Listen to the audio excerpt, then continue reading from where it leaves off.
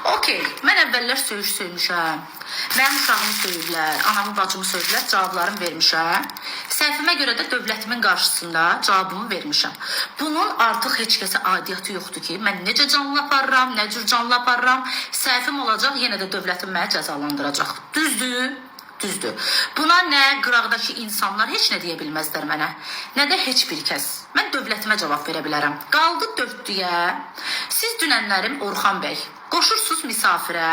Başqa vaxtda etikadan, estetikadan, mədəniyyətdən danışırsınız.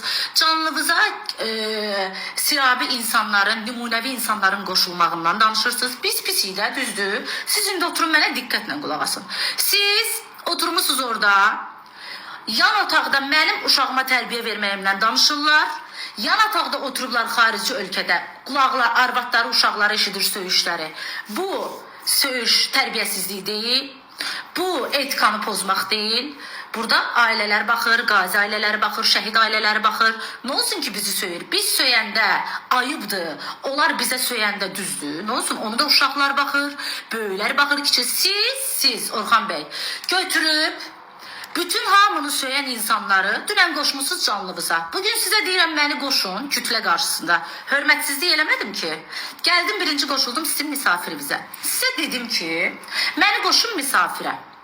Mən sizə sadəcə misafirə qoşulub sözümü deyəcəkdim. Bir vətəndaş kimi.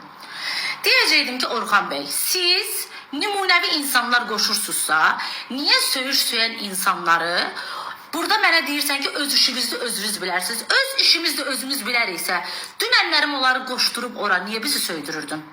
Canlılığın qalxmaq üçün, 5-10 adam görmək üçün, yəqin ki, bunun üçün. Sən orada mən baboşun tərəfini tutmuram. Durub deyirsən baboş, onlar durub deyirlər baboş filan kəsdi, baboş filan. Baboş filan kəsdirsə, bugün baboşun hündüşkası sənin evində nə gəzir Orxan bəy? Baboş sənə niyə bayram payı göndərib Orxan bəy?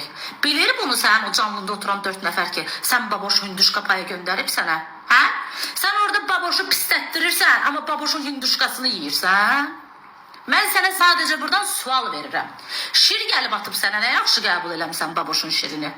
Tərəf tutmuram ha.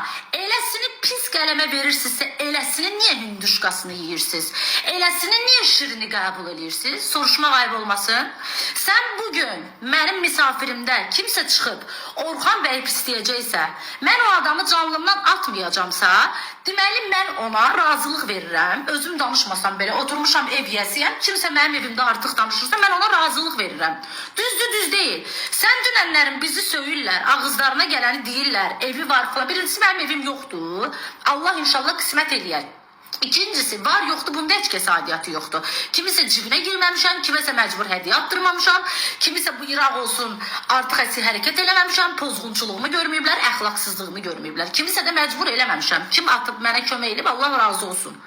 Siz qoşursunuz ona, bizim haqqımızda artıq əsi danışırlar və siz durub baxırsınız. Bu da bir razılıq əlamətidir. Sənə oradan baboş bayram payı göndərir, sən durub onu söydürürsən canlında. Bizi söydürürsən canlında. Nə yaxşı bizim izləyicilərimiz gəlib sənin ekranını tıklatdıranda ucuz izləyicilər olmur. Sözün düzün deyəndə bizim izləyicilərimiz ucuz izləyicilər mi olur? İndi səhvimiz var deyə, haçansa canlıda söyüş söymüş idi. Siz elə hər dəfə bizi canlılarda qoşub söyməlisinizmi? Bu iki.